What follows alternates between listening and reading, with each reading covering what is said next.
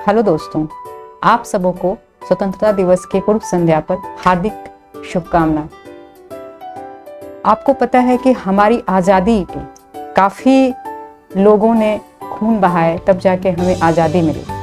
और ये आज़ादी क्या होती है, ये स्वतंत्रता क्या होती है, जब हम पीछे मुड़ के देखते हैं तो समझ में आती है कि हम कैसे खुले हवा में सांस लेने लायक बने।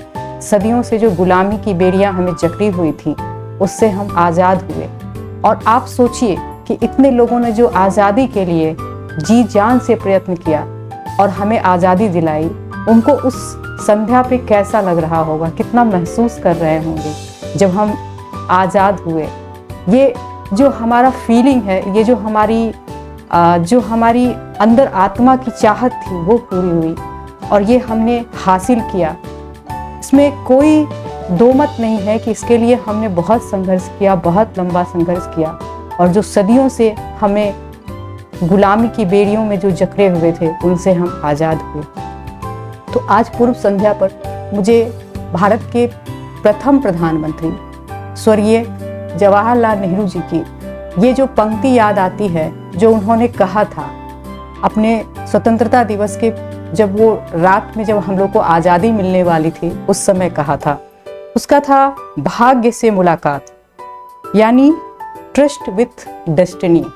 उन्होंने कहा था, जो मुझे इतना ज़्यादा, मैं इमोशनली इससे जुड़ी हुई हूँ, आप भी एक बार सुनिए इसे। बहुत साल पहले हमने नियति से वादा किया था और जब वह समय आ गया है जब हम अपनी प्रतिज्ञा को पूरा करेंगे। पूरी तरह से या पूरी तरह से नहीं, बल्कि बहुत हद तक। आधी रात के समय जब दुनिया सो रही होगी, भारत जीवन और स्वतंत्रता के लिए जागेगा।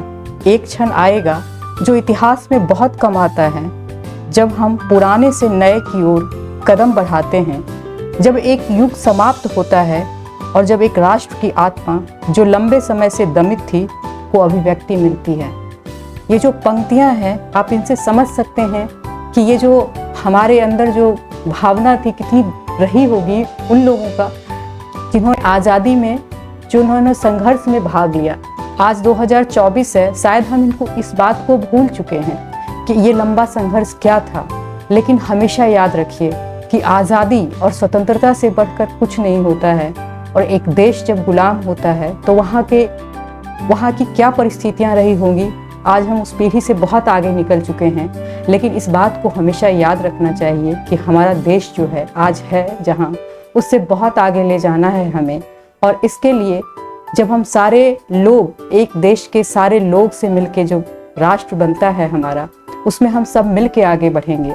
यहाँ जब हम सब कुछ से ऊपर उठेंगे, धर्म से, जाति से, जेंडर डिस्पैरिटी से, सबसे ऊपर उठेंगे, तब जाके एक राष्ट्र इवॉल्व होता है। क्योंकि वहाँ के नागरिक ही वहाँ के उस राष्ट्र की सबसे बड़ी संपत्ति होती है। तो हम लोग आइए हम इस बात से अपने आप से ये वादा करते हैं कि हम हमेशा प्यार से, सौहार्द से, भाईचारे से इस देश को सींचेंगे और इसको आगे लेके चलेंगे। धन्यवाद।